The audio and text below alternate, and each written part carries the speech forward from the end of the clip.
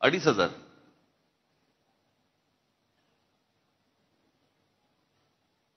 अनेक असे निर्णय आहेत महाराष्ट्रामध्ये झालेले की ज्याच्यावरती विश्वास निवडून आलेल्यांचा विश्वास नाहीये. पडलेल्यांचा काय घेऊन बसलो आपण. रोज रात्री बायकोला सांगता चिमटा काढ.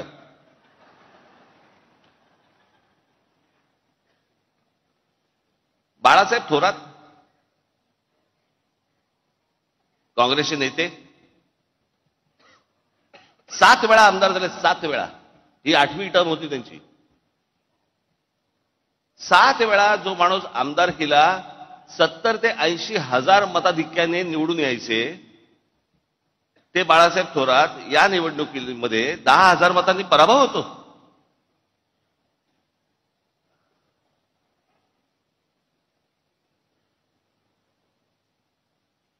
उद्या अनेक लोक बोलतील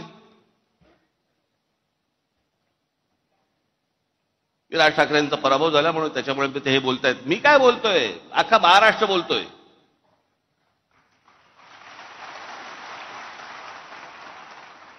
जे निवडून आले त्यातल्या अनेक लोकांचे मला फोन जे आले, जे सत्तेमध्ये आले आहेत त्यांचे मला अनेकांचे फोन आले, त्यांना शॉक बसलाय.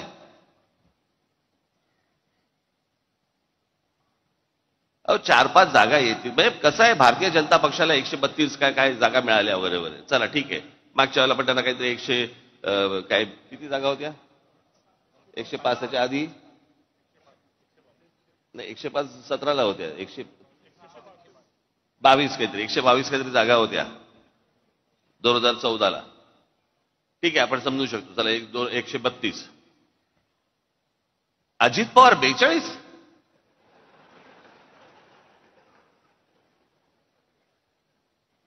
म्हणजे 4-5 जागा येतील की नाही असं सगळ्यांना वाटत असताना अजित पवार 42. कोणाचा तरी विश्वास बसेल का याच्यावरती. आणि जे इतकी वर्ष या महाराष्ट्रामध्ये राजकारण करत आले, ज्यांच्या जीवावरती हे अजित पवार भुजबळ बिजबळ सगळेजण मोठे झाले, त्या शरद पवारांना 10 जागा मिळतात. मग हे न समजण्याच्या पलीकडची गोष्ट आहे. न समजण्याच्या पलीकडची. गेल्या 4 महिन्यापूर्वी लोकसभा झाली. त्या लोकसभेला सर्वात जास्ती ज्यांचे कोणाचे खासदार निवडून आले असतील तर ते काँग्रेसचे निवडून आले. त्यांचे 13 खासदार निवडून आले काँग्रेसचे. बरोबर बोलतोय. एका खासदाराच्या खाली किती आमदार येतात? साधारणपणे 5 ते 6 आमदार येतात. 6 आमदार येतात.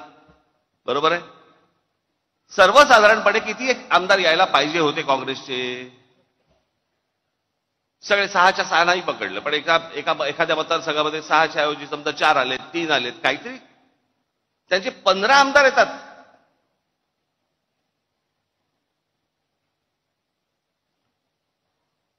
शरद पवार साहेबांचे 8 खासदार निवडून आलेत. 8 खासदार.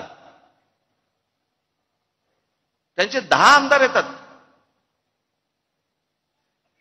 आणि लोकसभेला ज्या अजित पवारांचा 1 खासदार निवडून आलाय तिथे 42 आमदार येतात. 4 महिन्यात फरक पडला लोकांच्या मनात. काय झालं, कशामुळे झालं, हा संशोधनाचाच विषय.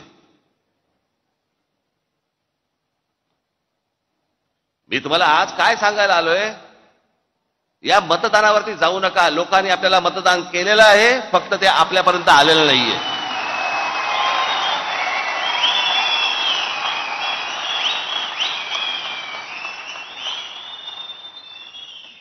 तुम्ही असं कुठेही मनामध्ये धरू नका की लोकांनी आपल्याला मतदान केलं नाही. लोकांनी मतदान केलं.